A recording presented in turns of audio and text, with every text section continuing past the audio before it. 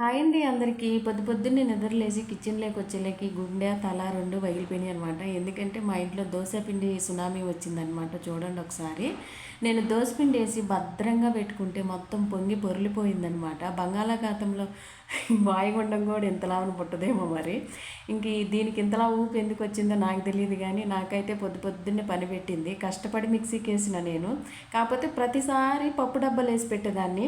ఈసారి నేను గిన్నెలో పెట్టి పెట్టిన సగం బొద్దుకి నాకు వాసన వస్తూ ఉండింది, పుల్లటి వాసన. కాకపోతే ఏంటోలే అనుకున్నా. ఇంక చేసేది ఏం లేక మొత్తం క్లీన్ చేసుకుంటున్నాను అనమాట. చూడండి, ఇది మొత్తం కింద పోయింది. ఇంకా రెండు రైస్ కుక్కర్ గిన్నెలకి మార్చుకొని మొత్తం చేసేది ఏం లేక ఎవరు చేసిన తప్పు ఏంది, ఎవరు దవ్వుకున్న గుంతలు వాళ్ళే పడాలంటారు కదా, ఆ పరిస్థితి అయిందనమాట నాది. ఇంక మొత్తం అంతా క్లీన్ చేసేసుకున్నా. ఈ చాలా 2 కేజీల పిండి దాకా వేస్ట్ అయిపోయింది. నాకు భలే బాధ అనిపించింది. పిల్లల నోటికాడితే ఎందుకు పనికి రాకుండా డ్రైనేజ్లో పోయాల్సి వచ్చింది. కనీసం బర్రెలు ఉన్న వాళ్ళన్న అయితే బర్రెలకి వేసుకునేవాళ్ళు కుడితిలాగా. ఇక్కడ అవకాశం కూడా లేదు. మొత్తం అంతా నీట్గా చేసేసిన అనమాట. గంట టైం పట్టింది నాకు అది. ఇప్పుడు 2 గిన్నెలలోకి మార్చిన. ఇది పరిస్థితి ఈరోజుది.